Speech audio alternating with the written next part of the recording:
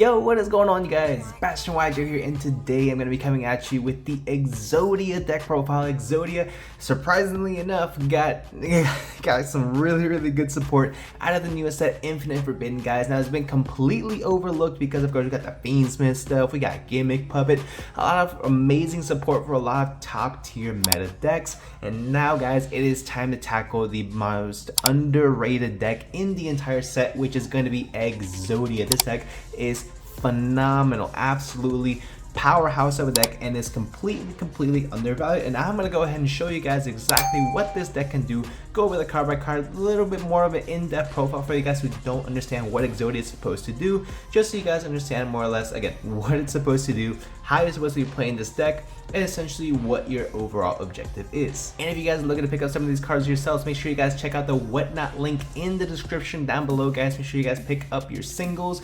You can also go ahead and pick up sealed product as well if you guys want to do some openings for yourself. Make sure you guys are getting these cards. Without further ado, let's get right on into it. So here we have it, guys. We have our Exodia deck ready to go. We have all of our fun stuff from Nats, of course, and the Glory of the King's Hand. So we're gonna get ahead and get all that stuff moved out of the way because we are here for Exodia. We should be using the Jeff Leonard signed Exodia, but this is the LOB. So we're gonna go ahead and keep using the LOB. So we're gonna start off with, of course, the 5 pieces of Exodia. This pretty much gonna be what the deck revolves around, making sure you have these at least in your deck. So you do have to play the quote-unquote 5 bricks, but the event you draw them, then you're just really good at this game.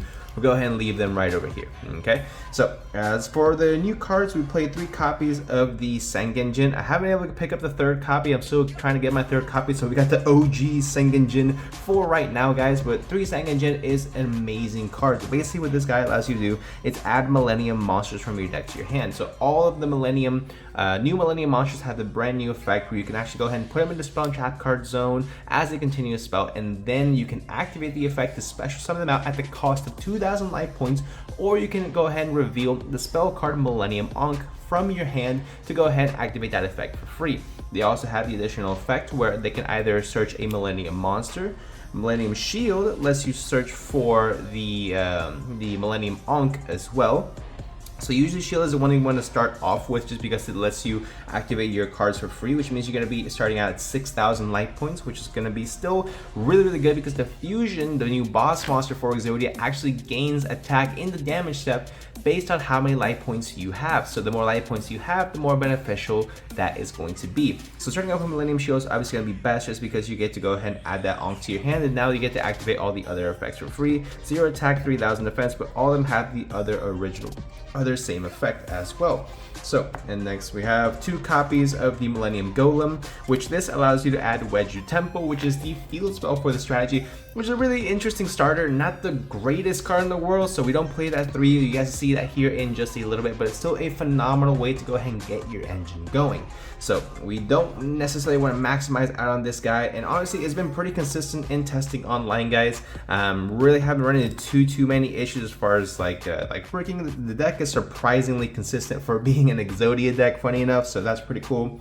Now the good thing about this deck is that it does not normal summon. What that means is that we can go ahead and play funny cards like Lava Golem. We can also play Raw Sphere mode. We don't play Raw Sphere mode in this build, but it is something that we have to go ahead and consider. What other things we can pair this deck up with? One of them being potentially the Adventure Engine. We can go ahead and pair this up with, I don't know, any normal summon deck. We could actually put Invoked in this, funny enough.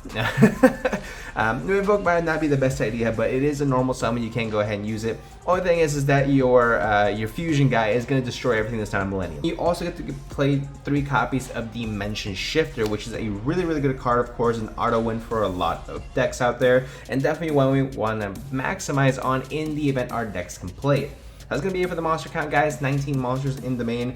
For the spells, you play 2 copies of Wedge Temple, 1 copy of Secret Village of the Spellcasters, and 1 copy of Terraforming, along with 1 copy of Set Rotation. Now, this is something I messed around with a little bit more here and there. I've considered playing 3 copies of Wedge Temple. I've considered playing additional type of field spells, maybe mixing this with like I don't know. Again, just different engines as well to try to maximize the potential of it. I did see at Nats someone was playing this with Fiendsmith, so that's something that we still might want to potentially explore, but this is keeping it as pure as possible. Secret Villager Spellcatchers is of course really good because your Unstoppable Exodia Incarnate is a spellcaster monster, which pretty much means you're shutting out your opponent from at least a third of the deck potentially in the event they're playing any type of spells in the deck. And in the event you're going up against Labyrinth, and you can't do anything about that. But these are going to be really good in order to be able to make sure that you're able to maximize on it. And of course, that rotation is just another copy of either one, so you get to make sure that you're getting the field spell that you need.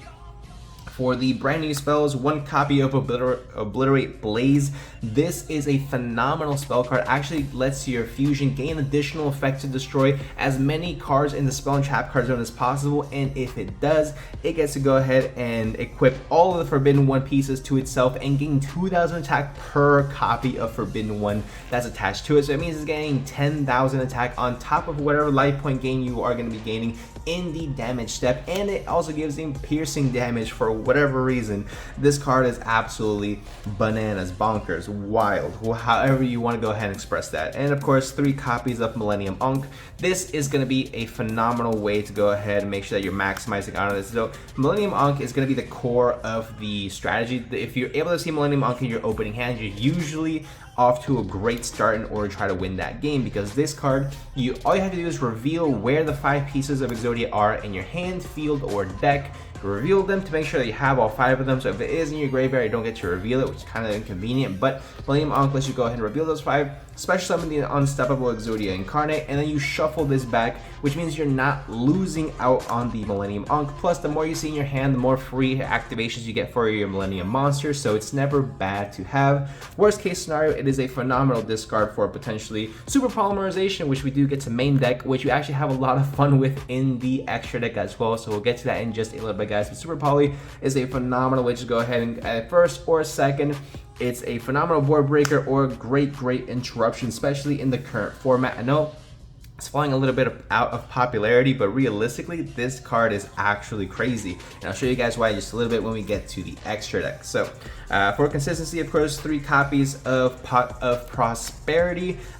Really not much I really need to go into there. We don't really go into the extra deck that much, so it's still something we can definitely go ahead and dig for 6, trying to make sure we're able to access our Millennium Engine.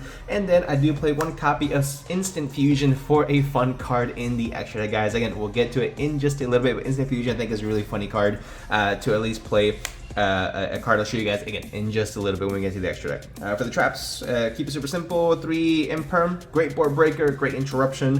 1 Exod, 1 There Can Be, and 1 I want to play Azur's Statue. I do not have that card. I can't find anyone that has that card. I've been to the locals here in Houston. I can't find it.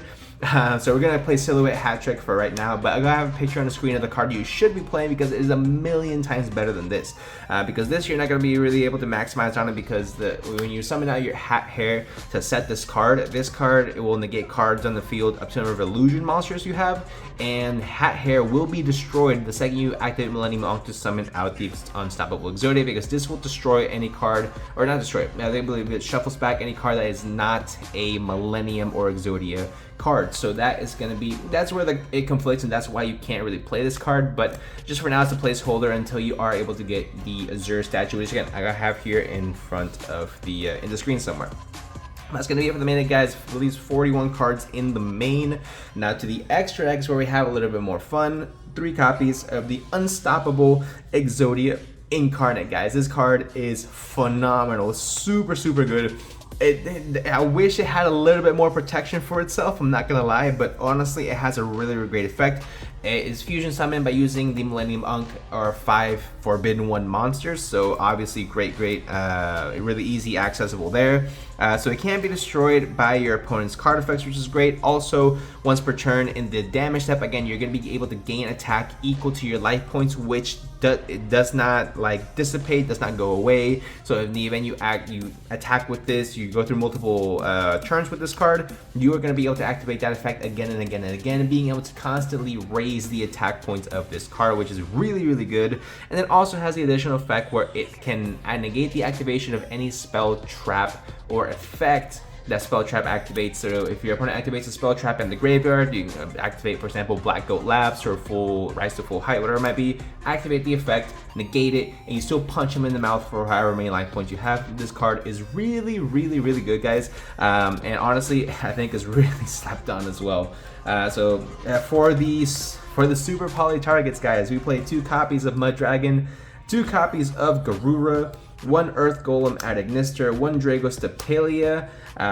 1 Yubel Loving Defender Forever. So this card, it's pretty much just because going up against the Yubel deck, there's only so much you can fuse away. So fusing away the entire board and slapping this on there against Yubel is crazy, because this you can literally fuse the entire board, which is hilarious. So Yubel Loving Defender Forever is really, really good to have, at least if you, in the event you're playing any super poly at all. Earth at Ignister, of course, still applicable. Plant Dragos Stapelia is the one I happen to go second most into, other than Mud Dragon. Mud Dragon seems to be the one I most go into, so I like to play Mud Dragon and Garura both at 2 in the extra deck. Is that the first time I do this? I believe I did this back when I was playing Pure Fire Kings as well. That's because Super Poly goes extremely hard, and being able to have multiple copies of this is really, really good, just because the second you activate one, in the event you have another one, you may not be able to go into that same fusion, so your opponent will never see it coming, and you definitely have the space in the extra deck for it. So getting saucy with this is really, really funny to see people's reactions. But the last fusion that we play is Millenniumized Restrict, because you can actually summon this off of instant fusion and have a lot of fun with this, because this actually negates things like Ash Blossom, negates anything that would be like any hand trap realistically that goes to the graveyard. You can actually go ahead and activate the effect, equip, and negate the effect. So this is really, really funny to make sure that you're able to make sure your plays go through. But what I also like about Millennium Monk is that nothing's sent to the graveyard, so that cannot get ashed, which is great. Next for the links, 1 Silhouette Rabbit, pretty self-explanatory there. 1 SP Little Knight, again, pretty self-explanatory. Also getting reprinted in the tins, so there you go. In the event you're wondering, you can have a much more budget version of this whole strategy. 1 Celine and 1 Access Code as well, because we do play the Spellcaster Fusion, and I believe the Forbidden One monster are also spellcasters as well, so you're able to go ahead and activate Celine in order to go for game with Access Code, which I think is really, really good as well. Honestly, I've been having a lot of fun testing this deck out online. I want to take this out to a little bit more locals testing once I get that 3rd Sang Engine, so I'll get you guys my thoughts on that when it comes up. But let me know what you guys think of the sauce, the spice in the extra deck. Let me know what you guys think of Exodia overall. Are you guys enjoying the deck? Are you guys liking the Millennium cards? Let me know in the comment section down below. I have another version for this deck I want to go ahead and try out. It's just a little bit more testing I want to go ahead and do, and then I'll go ahead and bring it out to you guys. So make sure you guys stay tuned, and if there's something interesting, make sure you guys leave a like and subscribe, and I'll see y'all in the next one.